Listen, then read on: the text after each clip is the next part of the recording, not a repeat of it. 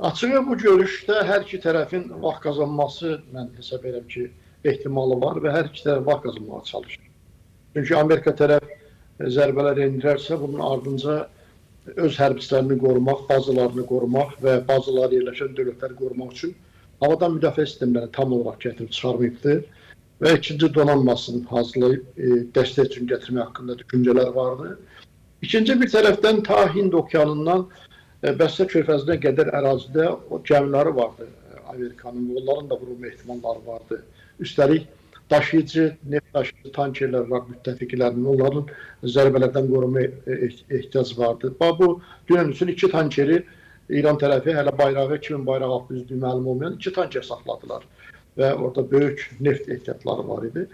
Yəni tərəflər bir-birinə qarşı hər hansı tədbir görəcəksə, kifayət qədər hazırlıqlı olması düşünürlər. Amerika tərəf məncə bu hazırlığın içərisindədir. İran tərəf də özünün qüvvələrini necə deyirlər, oturuşdurur və hazırlıqlar görürlər. Artıq Xameneyinin müşaviri Şamxanidə deməli katib təyin olundu təhlükəsizlik komitəsində və bu sərt xətt tərəfdarların artıq müharibəni idarə edəcəyi anlamına gəlir. Pezeşkiyan biraz bu məsələləri kənarda saxlamalı islahatçılar. Yəni onlar da əslində sərt xətti yürütmək istəyində vardılar.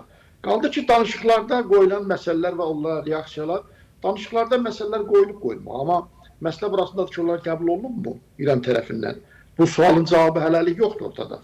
Və üstəlik də İran tərəfi o şərtləri qəbul eləməklə kapitulyasiya aktına imza qoyacaqmı? Çünki bu kapitulyasiya aktına imza qoymaq İranı müharibədən yayındırmaqdan daha çox daxildə kataklizmlərin yaranması və hakimiyyətin artıq ciddi şəkildə təzyiq altına, təhdid altına düşməsi deməkdir. Onlar hakimiyyəti saxlaya bilməzlər.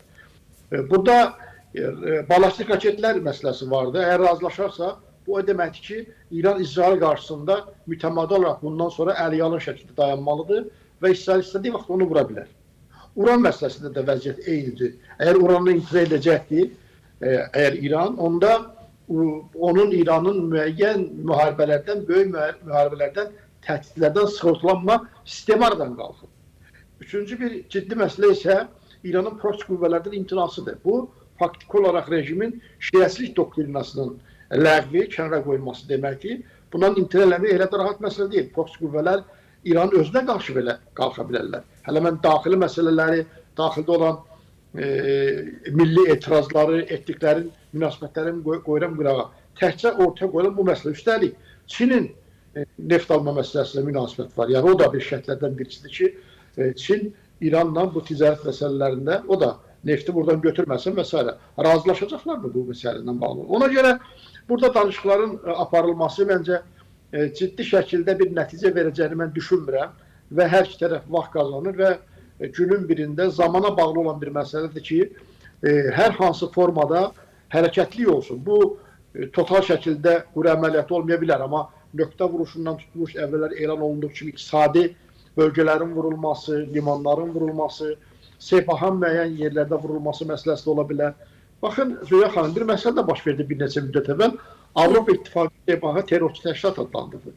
Yəni, bir terrorçu təşkilat adlandırırsa, bu, Avropa İttifaqında da müəyyən dövlətlərin koalisyon şəkildə İrana zərbələr vurmağında reallaşdırmaq yolu qarşısını açır. Və bəzi məlumatlar var ki, İspaniya, İtaliya, Almaniya təyyarələri də artıq yaxın yerlərdə artıq bazalaşıbdır və bu məsələlərə qatqı məsələləri vardır.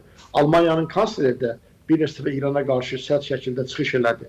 Və burada İsrail əmrini də unutmaq olmaz. İsrail, bəlkə Amerika razılaşa bilər ki, İran rəngini dəyişsin və deyək ki, əsasən İranın cənub-qərb hissəsində olan neft yataqları daha çox istifadə verilsin, Amerika tərəf bundan istifadə eləsin. Nədir ki, Venezuela reseptinə oxşar bir vəziyyətdə və rejimlə əməkdaşlıq eləsinlər. Ballistik raketlərin də tutaq ki, azalması, uranın azalması məsələsi ola bilər. Amma bu ticari yanaşmadan üstündə İsrailin özünün bir yanaşması vardı. İsrailin təhlükəsizlik məsələsi vardı.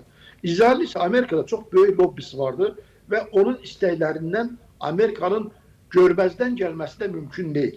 Və dünən, yoxsa sırağa gün İsrail və Amerika hərbçiləri 3 saata qədər məsləhətləşmələr apardılar. Orada müəyyən sənədlər araşdırıldı, orada müəyyən davranışlar müəyyən olundu. Ona görə əlbəttə biz sülh istəyirik. Biz qonşuluğumuzda baş verəcək hadisələrdə kataklizmlər istəmirik. İstəyirik ki, bizim orada əlbəttə ki 50 milyonluq Azərbaycan türkü öz azadlığına çatsın, dinç yollarından, konstitusiyon hüquqları bərpa olsun, özünün dövləti olsun, başqa. Amma biz bölgədə böyük dövlətlərin toqquşmasını və böyük fəlakəti istəməsək də, bu bizim iradəmizdən asılı olan bir məsələ deyil.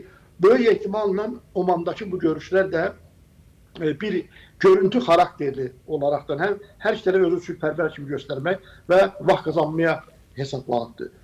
Türkiyədə əvvəl olmalı idi görüş, amma görürsünüz ki, bunu orada eləmədilər və bunu Omanda elədilər. Mən sizə Araqçı ilə Cənab Fidanın bir briefingində bir epizodu xatırlatmaq istəyirəm.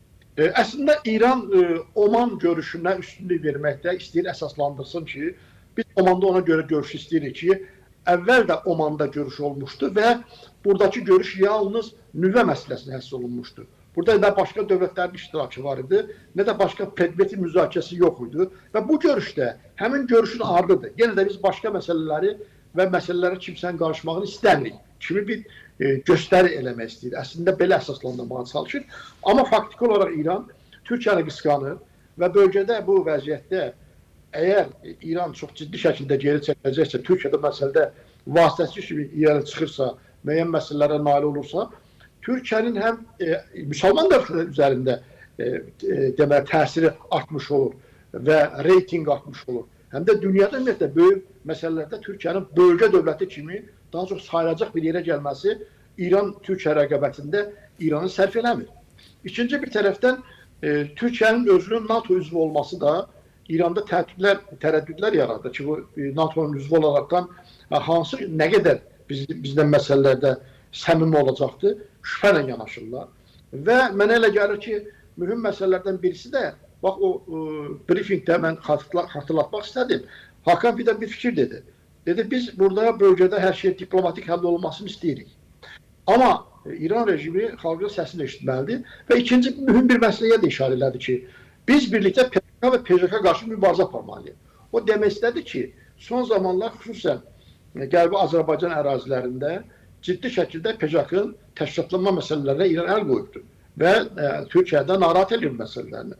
Ona görə mən hesab edirəm ki, bu amil də ortada olandan sonra sabahdan Türkiyənin qarşısında deyək ki, bir borcu yaranır İranın bu məsələlərlə bağlı olaraq ki, şərti mi qəbul elədi orada PJK qarşı mübarizədə? Sabah daxili ayaqlanmalarda PJK ya PETAK aşağı hissədə yerləşən Kürtlər İrana qarşı qalxacaqlarmı ki, sən bizi Türkiyə satdın anlamıyla. O mənə də ehtiyat edirlər. Mənə elə gəlir ki, Türkiyədən danışıqlarda Türkiyədə aparılmamasının əsas səbəbi İranın Omandakı danışıqların ardını aparır kimi izaha bağlı deyil, məhz bu ikinci blok məsələlərə bağlıdır.